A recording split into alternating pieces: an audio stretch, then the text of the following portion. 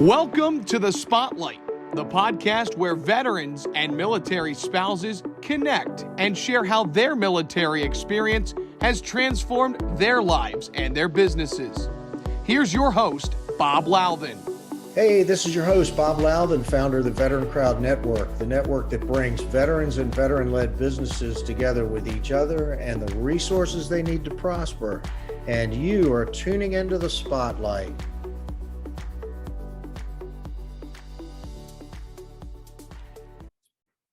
Hey, welcome everybody. My guest is Don Bentley, New York Times best-selling author, Army veteran, helicopter pilot, Ohio State Buckeye, all kinds of good stuff. Don, welcome back. Thanks for returning and stepping into the spotlight for the second time. Yeah, thanks so much for having me, Bob. We had Don on last August. We're talking about his books and his two series. You got two protagonists, Matt Drake and Jack Ryan Jr. And one book just hit the stands in May, Hostile Intent, a Matt Drake book, and in that series. And then the second book, 0 Hour, in the Tom Clancy series. Jack Ryan Jr. is coming out here in about another week, and that'll be available. That's exciting stuff, man. You're really cranking out the work. Thanks. It's last time we talked, I think I was all of 2 months into writing full time, and so I managed to do it a year, which I guess is good news. The not so fun part of that is I basically have to turn in a book every 5 months, and so I just hit send on Sunday night on my book's called Forgotten War. That'll be the fourth book in the Matt Drake series. And now I got to get cracking on the next Clancy book, which is due the 15th of October. So if you have any ideas, I'm all ears. I'm soliciting story ideas right now for that. Well, let's talk about the two different characters. Tell everybody a little bit about Matt Drake. And then, Jack Ryan Jr. is interesting because in the Tom Clancy series, Jack Ryan becomes president. So the president of the United States can't exactly go out on secret missions anymore, right? So anyway, go back to Matt Drake. Tell everybody who Matt is. Yeah, absolutely. So Hostile Intent, again, is the third book in my series. And if you look closely enough, you might be able to figure out where it's set. There's some awesome pictures of Vienna there on the cover. They did an incredible job. And so Matt Drake is a case officer for the Defense Intelligence Agency. And so what that means is it's his job to run and recruit spies. And so he's a really fun character to write. I've been lucky enough to have friends from the special operations community, and three of my best friends were former members of the Ranger Regiment. And so Matt is a former member of the Ranger Regiment who now works for the Defense Intelligence Agency. And so my first two books took place primarily in the Middle East and dealt with Middle East threats. And so I wanted for my third book to be a bigger book, more of an epic military thriller, kind of like not as big, but kind of like in the vein of Tom Clancy's Red Storm Rising. And so I wanted to set it in Europe, and my last duty assignment in the military was in Germany, and I got to go run a marathon in Vienna, and I'm like, that would be a great place. And it has this incredible legacy from an espionage perspective. It's also known as the City of Spies, in addition to the City of Music. So I knew where I wanted to be set, and then I thought, and I wrote this, I finished it in June of 2021, so a little more than a year ago is when I finished it. So I wrote it about a year and a half ago. I said, what could I use on a European battlefield? What would be relevant in today's terms? And I thought, what about a Russian invasion of Ukraine? And so that is actually what the book is about. And it's been a little bit surreal, to say the least, as you can imagine, to kind of watch that then transition from being a novel to something happening in real life. So that is Hostile Intent and the Matt Drake character. God, you almost got ESP here. That's interesting. So Tom Clancy series, Jack Ryan Jr. Tell everybody a little bit about Jack Ryan Jr. I sort of gave a little bit of a hint of that. Obviously, the president can't go running around doing secret missions anymore. So yeah, absolutely. The Secret Service kind of frowns on that if he's kicking indoors and shooting bad guys in the face. And so what I tell folks, the most recent Clancy production that that people have really seemed to like is the Amazon version of Jack Ryan that has John Krasinski in it. So what I tell people is the age of Jack Ryan in that TV series is the age of my protagonist, which is Jack Ryan's son in my books. And so he's a fun character to write. He's a little bit different than a typical thriller character because he doesn't have a background in special operations. He wasn't from the CIA. He works for this organization called the Campus, which is kind of this off the books intelligence organization. And so what I did in 0 Hour, which was a ton of fun, is you can see from the picture here, that's a intercontinental ballistic missile, a nuclear missile. And so my first assignment out of flight school was South Korea. And so back then in the late 90s, that was, we called it Freedom's Frontier. That was kind of as close to actual combat as you could get before September 11th, from the standpoint of the Koreans. North Korea and South Korea would still exchange artillery fire, and every now and then a South Korean midget sub would run aground, and we'd have to chase those guys across South Korea, the North Korean special operators. And at one point, when the North Korean and South Korean navies were duking it out, we actually were loading Hellfires on Apaches and thought this was going to be the moment where this transitioned from a truce back into a shooting war. And so I always thought that it would be fun to set a book on the Korean Peninsula. And so 0 Hour is very much that, where you see Jack Ryan is in South Korea in order to meet with a potential asset when North Korea, there's a attempted coup, and as part of that attempted coup, there's a limited conventional invasion of South Korea. And so it was really fun to write. I got to. God, I hope you're not like your other book, and a year from now we're going to be seeing some of this stuff play out. Yeah, hopefully I won't be 2 for 2 on that one, but it was a lot of fun to do. And one of the storylines I have is a brand new Army lieutenant Apache pilot who gets to his first unit just as this war's kicking off. And in South Korea, the Apache gunships have a very unique mission. The first one being that they fly over water. During the first phase of the war, the North Korean soft folks would come down the side of the peninsula in these really fast boats. And so as Apaches, your job was to go out and interdict those boats and knock them out before they could put their special operators on shore. And then the second part is to do a deep attack and to take out the second echelon forces that were coming down to the DMZ. And so I ended up being able to put a lot of the guys I flew with and make them characters in that sequence. And so that was really fun. And it was also kind of tying back to Hostile Intent in the Ukraine situation. There was a series of memes going around with all my Apache pilot friends when there was that 40-something kilometer long armored column that was just stretching out. And as an Apache guy, especially an Apache guy who grew up in Korea hunting North Korean armored formations, I think we were all salivating a little bit at the thought of a 40-kilometer armored column just sitting out there waiting for somebody to shoot it up. So it's been kind of crazy, to say the least. So let me ask you a question. I mean, as you were going through the editing process for Hostile Intent, you finished the book way back in the summer. As events were transpiring in the beginning of this year, was that affecting the editing process on the book at all? No, we were actually done with it. And so I've had several folks ask, hey, did you go back or did you make changes? And we really couldn't at that point. And it was, so from a lot of folks have said, hey, how did you figure this out? Or how did you know what they were going to do? And so one of the things in the military, specifically in the Army, is they have what's called the S jobs or the staff jobs. And one of those being the S2 or the intelligence officer.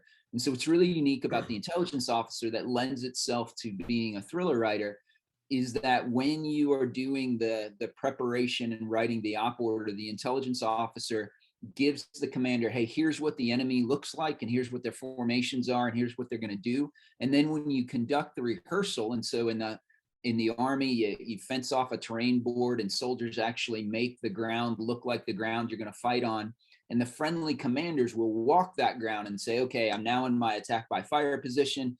I've got red team here, my scout team here, my attack team here, and talk about that all. And then the S2, he or she will play the part of the enemy commander. And so they'll come up and say, here's how I'd array my forces. Here's how I would react to what you would do. And so every officer plays, even if they don't hold the S2 billet, they learn that skill, whether because they either do it at the troop level or company level or battalion level. And so from a thriller writer's perspective, once I figured out, okay, I want to show a Russian invasion of Ukraine, it was a lot easier to put myself in the head of those Russian commanders because of the training you had as a military officer, and how would they do that. And so there's some things I got right, I was very close on. There's some things I got wrong. I think what I missed, it got the most wrong that I think the entire world did, was the underestimating the ferocity and bravery of the Ukrainian people as they resisted and continue to resist the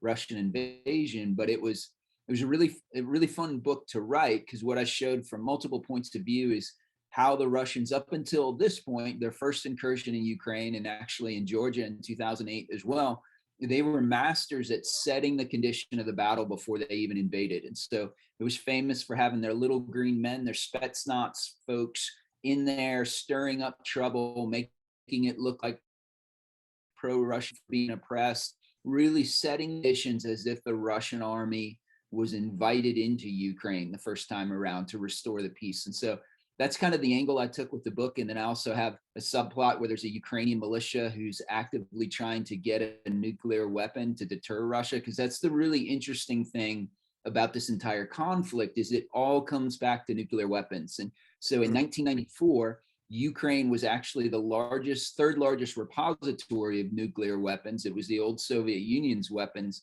and they gave those away for assurances that the US provided to guarantee their territorial integrity. And as we can see, that unfortunately was not probably a good deal that the Ukrainians made at the time. And in fact, you could make the argument that nuclear weapons might have been the only thing that would have given the Russians pause for the invasion now. And so that's one of the other things I explore in Hostile Intent. Hey, you're listening to the Spotlight on the Veteran Crowd Network. Honor, duty, service. At the Veteran Crowd Network, we're focused on our next mission, bringing veterans, veteran-operated businesses, and veteran service organizations together with each other and the resources they need to prosper. That's why we are launching the Veteran Crowd Rewards Program, exclusively for our individual and corporate members. Now you can save on travel, restaurants, goods, and services from brands you trust online and at over 900,000 locations nationwide. Find out more today at VeteranCrowdNetwork.com.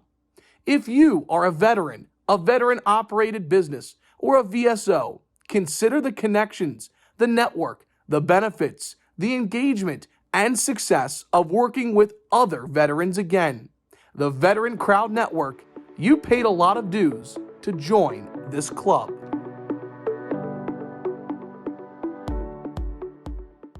Hey, welcome back. This is the Spotlight on the Veteran Crowd Network. My guest, Don Bentley, best-selling author. Hey, Don, is it easier now to write these stories now that you've written about Jack Ryan more than once and Matt Drake now 3 times? Is it easier to kind of tell the story because you already got the character clear in your mind? Yeah, so you definitely start to get a feel for how each character thinks and the way that they act, and it's a little easier for me because Matt Drake's voice. If you like Nelson DeMille, he has this fantastic book series with a character named John Corey, and the protagonists are very witty, they're very funny, and so that's what I modeled Matt off of a lot. My protagonist for Hostile Intent, where Jack Ryan Jr. is much more of a traditional thriller character, and he's written in third person, and so it really allows me to kind of cleanse my palate to move from one to the other. And then I'm also really fortunate in my editor. He's a fantastic editor. His name's Tom Colgan, and he's edited everybody from Tom Clancy to when he was still alive, to Janet Ivanovich, to Lee Child. And so he has served as editor for the entire Clancy franchise for quite some time, and then is also my editor for my Matt Drake books. And so I have a buddy who was a Golden Glove boxer, and he told me that the purpose of a referee in a boxing match is so that you don't have to worry about hurting your opponent. He said you can fight as hard as you absolutely can, and the referee is there to pull you back to make sure your opponent doesn't get hurt. And I feel like from a writing perspective, that's what my editor is very good at, is because he knows what I want to write with my books and what the Clancy book should look like. I can just follow my instincts, and if need be, he can kind of pull me back in a draft. And he had to do that a little bit with my first Clancy book that was called Target Acquired. There was a scene in there where Jack Ryan Jr. got maybe a little more lippy than he normally would, and my editor kind of put me on the beat down, and he said, "That's Matt Drake talking right there. That isn't Jack Ryan Jr. You got to fix that." And so it's really good having him in there, because it frees me up to push the envelope, if you will, and know that he's gonna serve as the guardrails if need be. So we talked in episode 115 about this a little bit, but tell everybody again. I mean, you do have some free reign to kind of design the story within some context, right? You sit down in the beginning, kind of lay out a general idea, and then that editor says, "Yep, yeah, go run with that," right? How does that work? Yeah, so there isn't a series Bible, if you will, but there is, because Tom has served as editor for so many of the books. He has a pretty good, he's kind of like an encyclopedia when it comes to the series. And so what we typically do, I write organically, which means I don't have an outline before I start. I have just a general idea of what I think the inciting event is, the thing that's going to kick the story off. And so we'll kind of talk in general terms about what I want to do. And he's pretty good about saying, okay, just go do it. And the Clancy Foundation, who now controls all things Tom Clancy, I think has a lot of trust in the publisher because of the shared history they've had together and the amount of success. And so you really get a lot of leeway. But it's kind of funny, I can't remember if I told this story last time or not, but the first Clancy book I wrote, my editor said, "Hey, I want you to do a 4-page, what we call a synopsis, kind of a story summary." And he said, "I know when you write the book, it'll change, but I just want them to have some idea of where you're thinking and where you're thinking of taking the story." And so I said, okay. And I turned it in. And so about a year later, he came back to me and he said, "Hey, we're going to send that synopsis to our marketing department, because they're creating the cover for the book and they want to understand what it's about." And he said, "I know a lot of that has probably changed, but if you could take a look and just tell me how much of it is still good, like when should they stop reading?" And I said, "Yeah, I'll take a look." And so I read it and I said, "Well, about the first paragraph is still good. The rest of it has nothing to do with the story anymore." And so that's kind of how it works. Like I said, they want to see what you're thinking, but for the most part, they give you pretty free reign to go play in the universe that Tom created. Have you been out on the road promoting Hostile Intent, and have you got plans to go on the road for 0 Hour? Yeah, so I did. I just got done with my book tour for Hostile Intent. It was a lot of fun. After 2 years of COVID and not going anywhere, it was so great to see folks again. And we got to go back to Ohio and to Dallas and to Phoenix and all over the place. Had a big event here. Unfortunately, we're not doing that for Hostile Intent. I'm not sure why. It's a different publisher, and I don't know if it's a COVID thing or they're just not promoting the Clancy books right now, but unfortunately not, which is too bad, because I actually got to do some research for 0 Hour, the Clancy book, in that a buddy I used to fly with now works for Boeing out in Mesa. And so I was putting the newest version of the Apache in the book, and I was asking him some questions, and he said, "Why don't you just come out here and I'll throw you in the simulator?" And so I got to actually go out to Mesa and jump in the simulator. How long has it been since you flew the Apache? When was the last time you actually the last time I flew was in Afghanistan in 2006. So it's been a little bit, and that was a little bit humbling, because my idea of my skill level was a little bit inflated, shall we say, than when I jumped in the simulator and was making a little bit of a fool of myself. So it isn't quite like riding a bike, unfortunately. There's a little bit of a learning curve that you got to ramp back up after you've been out of the cockpit for, I guess, 16 years now. Right. It's, you had some, harrowing experiences. I know you shared on the first event with us. You were on the quick reaction force for Operation Red Wing as an example. So you saw some stuff as a troop commander in Afghanistan, and I think about, it's coming up on Memorial Day weekend here, and, you probably got some memories, some things that, are hitting you close to home this weekend. Yeah, I'm actually Hostile Intent is dedicated to a guy named Captain Mark Garner and his wife, Nikayla. And they were, when you're in the military, people who would normally just be casual acquaintances kind of become family. And especially if you're overseas, and they were our neighbors in Germany in our last assignment together. And we would, eat with them all the time. And when we were in the middle of moving and all of our stuff got shipped out, we actually stayed in their house and everything. Just great people. And Mark was starting his career as I was finishing mine. He just took command of an infantry company there in Hohenfels, and he deployed to Afghanistan and was killed pretty shortly after we came back to the States. And so this tragic event.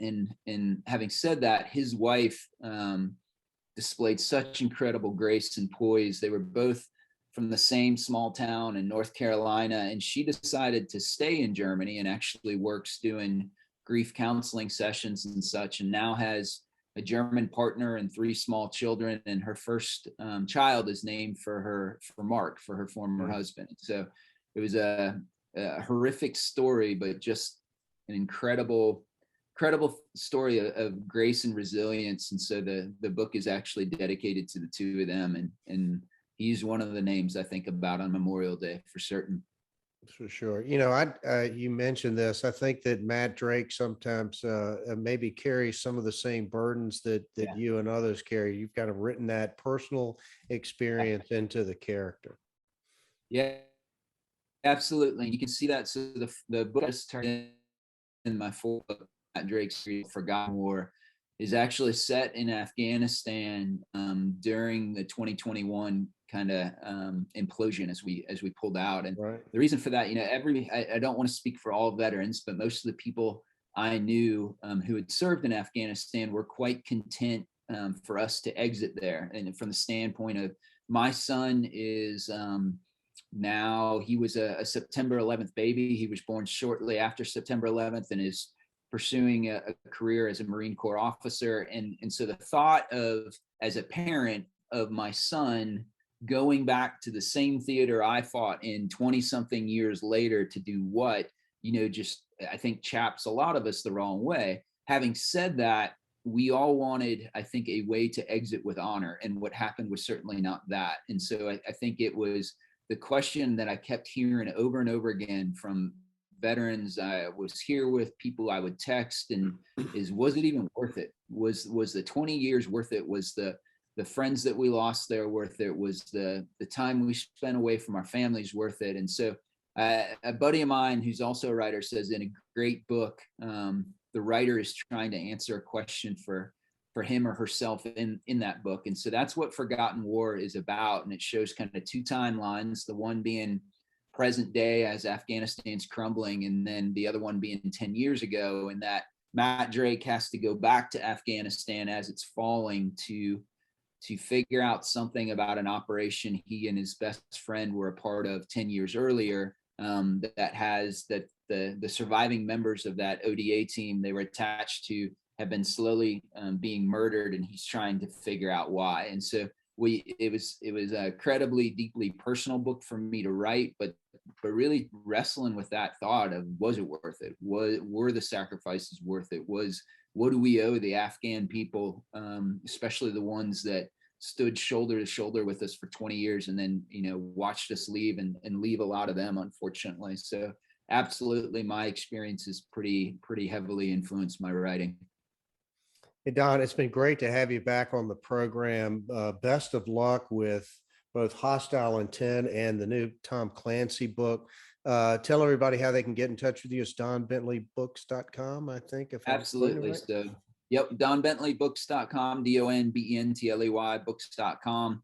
It's the easiest way, and you can join my newsletter there and hear everything I'm working on. Or if you're a social media person, I'm on Twitter and Facebook, and both of those, it's at Bentley Don B. So just at BENTLEY DONB. So I always love to hear from readers and would love if folks reached out to me. Thanks so much for appearing on the program again. Everybody, get out there and get a chance. Go pick up 0 Hour Air to be out here the first week of June, and Hostile Intent's already on the shelves. Please go out there and get yourself a copy of it and support Don. Links to Don's website and his social media will be placed on the landing page of for this event. Again, Don, thanks so much. Really appreciate you being a guest today. Absolutely. Thanks for having me, Bob. Hey, you've been listening to the Spotlight on the Veteran Crowd Network. Our guest has been Don Bentley, New York Times best-selling author, Army veteran, helicopter pilot.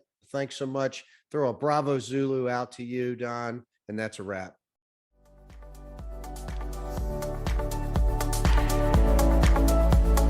Thank you for listening to Spotlight by Veteran Crowd. We hope you enjoyed today's episode. For more information and uploads, please visit our website at VeteranCrowdNetwork.com. We'll see you next time.